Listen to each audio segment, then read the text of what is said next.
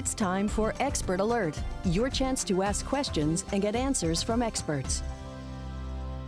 Well, a very good morning and thank you for joining us this morning on all of our WLOX streaming platforms for this week's edition of Expert Alert. We're here every Thursday morning chatting with experts in very specific industries about what's going on in their business and in their industry. And so if you want to chat with the expert or ask any questions, reach us over or follow us over here or join us, I guess you could probably say, on Facebook. We're streaming live now on Facebook. If you're already watching there, you'll see if you want to ask the expert a question, you put a comment down there. If I don't see it in real time, the producer is in my ear. The magic of television will tell me that there's a question. We'll get the question asked for you here on Expert Alert. Today we were with Justin Allen of eAgent. How are you? Doing good, doing good. Nice to be here, Chad. Good to see you this morning. So kind of give us a pulse check on like how the real estate market is doing in South Mississippi. Overall, pretty well. I think we've had some interest rates being slightly lowered over the last few weeks, so it's been positive. Of course, always coming into the springtime, it's always going to be that perfect time of year. You know, we got the greenery and the flowers blooming and all that kind of stuff, so everybody kind of kicks into gear. Curb appeal goes up. Yeah, of course, everything's not dead and the leaves are gone and all that kind of stuff, but we're starting to see the kind of season starting, to kind of come into the take here. I think everything is going pretty well. I think we'll have probably a better year than 2025. Not a ton better, but I think it will be better for the coast and anybody that's buying or selling. So there's a lot of houses on the market right now that are people have lived in them before. I see there's a lot of development happening as well. There is. And you see it on Pops Ferry Road as another one that's recent. You've got some all over the coast, really. I think what's interesting about our area, normally you see in a city you've got a full radius where the city can expand in all directions, but we can only expand north, really, right, because of our geographic issues. So land is a premium. We've got, a lot of people don't realize this, but we've got a ton of wetlands in our area, which makes it really tough for developers to develop land. So there's only like a small area where they can do that, and when they meet municipality issues or people will push back and those kind of things, it just kind of delays some of those kind of things. But we're seeing a lot of developments happen with a lot of the builders. Pops Ferry, is that the one that's north of the bay? Yeah. On the south side? On the south side, over by the school. Yeah, they just cleared a huge chunk of land. Is that what that's going? I didn't know what it was going to be. It's another development. Yeah, I want to say it's about 300 homes in that area. Holy cow. Yeah. Yeah, I noticed, I grew up. I've realized that I've kind of lived either off of or on Pops Ferry Road most of my life. And it's been woods my whole life. And it's like, and you think it's just, you think there's something behind it, but then when they're clearing it, you see it's like it's woods all the way. Yeah, I remember when I was a kid and I was first time I was 16, and like getting into Biloxi and coming off the interstate, and I just remember that being just woods and like barbed wire fences and that kind of thing. And I can just think back, it's like it just was one lane road back there, and now it's just crazy, So yeah. I saw that yesterday. I was like, they're clearing something. You know what it's going to be. They're building something right there next to the school, next to the car wash. It looks like it's going to be their business. But then a little further down, it's this massive clearing. So I figured that's what it was going to be. It was when that much land gets cleared out at once, it's going to probably be something like that. Yeah, it's not going to be a farmer's market. It would be a very large farmer's market. So we talked a little bit about the difference last time between buyer's market and seller's market. Would you say that we are in a buyer's market right now? I think we're still even. I think we're still kind of in that. It could go either way. I think, if a seller prices their property correctly and listens to their agent and seeing what the actual market is and adjusts that price pretty rapidly, when the market speaks, I think they'll do well. If they just kind of sit on it and think they're going to get 2021 prices, probably not going to be selling too fast, right? So, but condition plays a lot of part in that too. I think there's a lot of buyers waiting on the sideline, keep waiting for rates to come down, but I think you're going to see more and more of that over the year, and I think we're going to have a great year. Well, that's part of it, right? Like if you're looking to sell your home, you're going to have to get into something else. True. So you can't expect to get a really good deal selling your home and not have to give somebody else a really good deal when you buy a home. Yeah. It doesn't work like that. Correct. I wish it did. Yeah. But if you're paying a premium for a house, if you're expecting a premium to sell your house, you're gonna have to expect a premium for buying a house. Correct. So when you're selling and buying at the same time, but basically it's an even swap in what you're trying to accomplish at that point in time. But if you did it 3 or 4 years ago, it would be the same time too. Really. So I mean, it's really I would say the only issue would be is if you're getting out of that 3% interest rate and getting into a 5.5% interest rate of gross. 6, then that's probably the only catch. But then again, to like I said in the last episode, where you could always refinance down the road. Do we see 3% interest rates? Maybe. You never know. Mine was lower than that. But I mean, I couldn't imagine going from 18%, years and years ago to 3. So hell, who knows? Yeah. So what is the? Excuse me. Do you see it within your brokerage? Do you see you and your team selling more new developer homes or homes that are 10, 15 years old? I think a lot of people. What's kind of interesting is I think buyers believe that new homes are more expensive. When you look at everything is, when you buy new, it's going to be more expensive. You buy a new car, it's going to be more expensive than a used car, right? But I think agents understand that the best deal in the market is new construction because of the interest rates that they can do as far as the buy down the rate, the insurance, warranty, you're getting a brand new house, that kind of stuff. But there is also times where you've got buyers that want a specific school zone or a specific neighborhood. They want to be close to their parents, whatnot. So there's going to be some geographic restrictions there too that will kind of limit the amount of new construction that's happening at the time too. Yeah, that's the thing. I bought a brand new home when I was in Tradition, and they're great. Like you said, all the warranties. They're built with new code now that didn't exist. Yeah. So you may retrofitting an older house so that it doesn't fall down when a strong hurricane comes through. Yeah. True. But then you lose that. I noticed whenever I lived in this home, it was great. Not everybody gets to move into a brand new home that no one's ever lived in. But then you also have to remember, you have to make the house the home because it's very. It's very sterile. You have to. It's a house, not a home. Exactly. Right? And so getting it to that place where you're. I'm renting because I just don't know where I want to land after selling the home. So, but I don't know that I can get with you on that. We'll fix that. Somebody can, I'm sure. Once I decide that, it's I don't know that I want to go back into a brand new home that I call them a developer home, just a brand new home. Yeah. Because I want something that families have turned into a home. I want something that feels warm, something that feels inviting, that I don't really have to do a whole lot to just put my things on the wall and put my furniture in, and it feels like it's been lived in forever. So it's interesting that you bring that up. So a lot of the brand new construction homes, right, they're going to have more clear cut on the land, right, and they'll come back and build homes, and it all looks kind of, I don't know, there's no trees and all those kind of things, right? You feel like it's more of a homier neighborhood, right, in a community. But they also, when you have something that's maybe 10 or 12 years old, then maybe some of the trees have grown back and people have done things. But my general idea when you're buying a home these days, I try to steer people into part of 2012, 2013 to newer. And the reason for it is they changed the building code in 2012. Sure. So the insurance rates are going to be better, the build is going to be better, all those kind of things. But there again, the neighborhood could be more established as well. And the roof is maybe 10 or 12 years old too at the latest, so it's not going to take a big hit on insurance.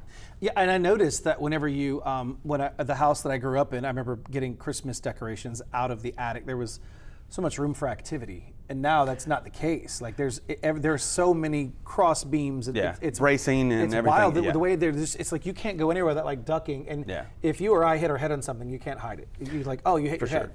But it's and I hit my head on every single time I would go in that attic, despite the fact that I had padding everywhere because I knew I hit my head. But it's everything is built so differently now. It is, but I think we can only use the attic so much, right? And I think probably what has happened over the years is that we've had more self-storage and less attic storage. So people have just kind of gone to, that's kind of the new norm, and they're not using their attic space, even though they may be forced not to use their attic space because there's more bracing and different things. But there are still a lot of people that will go in and kind of, let's say, reconfigure the bracing, whether that's supposed to, but I've seen that, happen a few times too, where they've, flooring the attic or over the garage or something where they still use it, but probably not as much as other ones. I did that. I put some decking in mine where it was over the garage. Not much, just where I could put some larger things, but if we would just throw stuff away.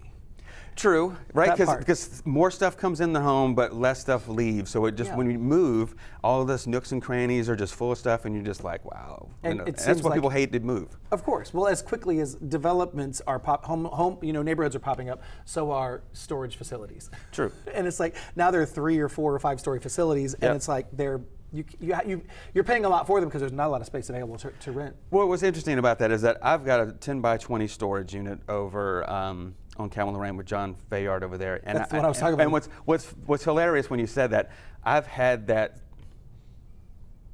12, 15 years. And I just don't want to deal with it. So I just keep paying the $150 a month or whatever it is, and I just don't want to deal with it, right? And I'll move things in and out as I need to, but I probably 3/4 of the stuff, I don't even know what's in those boxes. I know there was one box that said stuff on your desk, and there's like a date, and I'm like, I don't even, apparently I didn't need it. So it just went in the box. I tell myself, if I haven't used it in 6 months, I'm throwing it out, but then I don't throw it out. True. Yeah, we're all guilty. We're all guilty for sure. So I just need to go into the storage unit business. That's what it is. So, do you think have insurance rates drastically increased the closer you get to the water? I would say, as a rule, generally yes, but it doesn't necessarily mean the Gulf. It could be saltwater. It could be the bayou, the bay, rivers, those kind of things. But there's also, proximity to the Gulf as far as wind and those kind of things too. But I think the majority of the issue when it comes to insurance is going to be the age of the home. And how it was constructed, when the AC was done, the age of the electrical, those kind of things, age of the roof. For instance, I had a house that we were selling over by Gulfport High School, just south in that neighborhood. And I was selling a new construction home. The new construction home, they were about the same size, and the used home was remodeled, totally remodeled and good to go there. The new home was, I think, $1,800, $1,900 in insurance, and the used home was over $5,000. Wow. And the used home was much less. It was like another $50,000, $60,000 less in price. And I was like, am I missing something? I thought it was in a flood zone. I was like, no, I had to recheck. It's not a flood zone. The age of the home changes everything. Changes everything. And I don't necessarily know that. And I've had a panel discussion. I've got an investor association that we have speakers in from time to time where I speak. And I had an insurance panel come in, I think it was last year, and one of the things that I was not aware of that we all have is an insurance rating, just like a credit rating.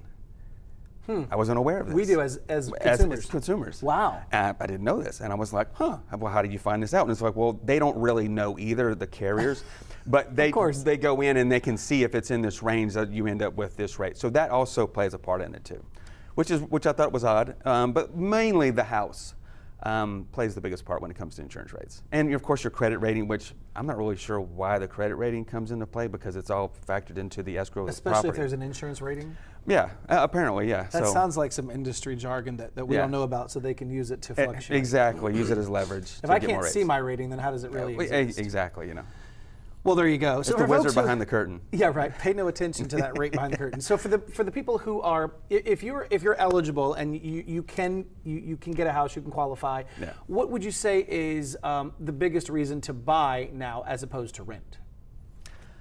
I think what's interesting about this is you can go on YouTube and find any kind of version of why you should or why you shouldn't do something. Right? Sure. But I think the general idea is that we have a pretty good rate of appreciation for real estate. And here in the Gulf Coast, we've got a lot of industries that prop up our economy. We're very stable. We see that appreciation rate that, I don't know, I think normally it's going to be in that 2 to 4%, but I think we're a little higher than that, taking COVID out and that kind of norm. Yeah.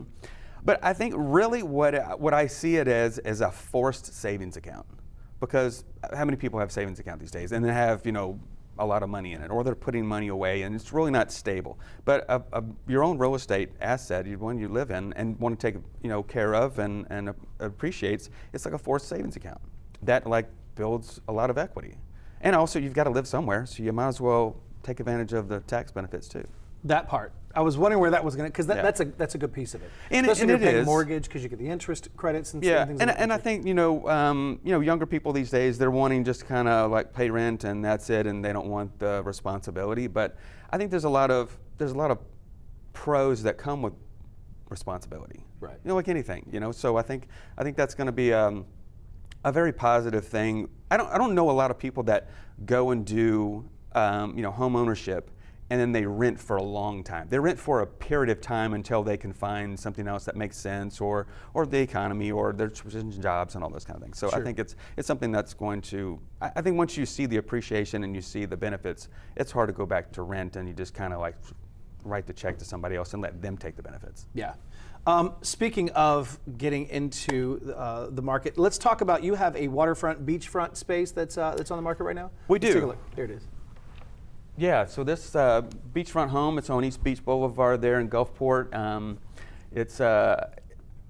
It's what's unique about it is a custom builder here built it for themselves to live in, so it's really well done. A lot of unique aspects to the property, very southern living kind of look to it, very estately, and what kind of matches that beachfront homes and what you've seen over the last 100 years and those kind of things. But a lot of amenities inside. You've got enclosed porches and just a lot of woodwork and built-ins and kind of a gourmet kitchen and just all kinds of really cool factors. And this property here is listed at 1.7 million, or a little over 1.7 million. But 4,000 square feet, 4 bedrooms. So there's a lot of different things going on with this home. It's very like an entertaining space, big backyard, and rear entry, and those kind of things. So it's a really cool property, and I think it's one of those ones that if you're looking for a unique living experience, especially beachfront, I mean, this is it's a great price as well. I've seen this house multiple times. Is there like a mother-in-law suite off to the side? It looks like it is, but it's actually the primary suite. That looks like, so it looks like it is. And so it's a whole different space for the primary. That's, that's the impressive. whole, it's ridiculous over there actually. So, and I think they're going to show it here kind of next. But there's very unique aspects to the property, and like this here, you kind of go into this kind of circular area for this. The rotunda? Before you get into and then you've got Gulf views out of your bedroom when you wake up in the morning if you want that, and real huge. It's got its own office on that side, and huge bathroom, and walk-in shower, and standalone tub, and all that kind of thing. So it's pretty cool. Yeah, a lot of cool aspects. Yeah, I remember this house being built, and then I remember, now I see that I saw the sign out in front of it just a couple days ago, and then I knew that I was going to be talking to you, I was going to ask you about it, but then it's here, so there you go. Just funny how that works. So yeah, listen, 697-4636. If you're in the market for a new home, or if you just have questions. Yeah. If you have questions, if you're not sure if you can qualify, if you want to find out how to qualify, what are those first steps you need to take, give Justin a call. He and his team can work with you. Did we leave? I think we covered everything. I mean, I specialize in investment property, new construction, and waterfront, luxury, those kind of items. So that's what I've done for the last 2+ decades. I've really kind of been versed in that, and yeah, I mean, I just try to do as much as I can for our clients and kind of get them the most for their property, and also get the best deal if you're the buyer. So try to do as much as we can, to make things happen. And then if you can just happen to represent the buyer and the seller, then it's a win-win for you anyway. Well, it is, but also I will say there's some liability there too. There's a lot of liability there. Yeah, so it's a double-edged sword. So you got to watch that, kind of, and I'm actually doing one right now that we're going to close on Friday that's that way. And, they wanted me as their agent, and then they wanted my listing when we looked at a bunch of others. And, and I said, okay, well, I've got to represent you both, so I've got to kind of do this evenly, and they understood. And as long as you disclose that, I think everything is going to be fine, yeah. Well, all right, you see the phone number there again, 697-4636, justin.eagent.com, eAgent Nexus, Justin Allen. Thanks for being here with us this morning. We will see you back here next month for Expert Alert. Yep. We'll see you back here next Thursday for the next edition of Expert Alert. Have a wonderful week and weekend. Thank you for joining us for Expert Alert. We'll feature more experts at the same time next Thursday.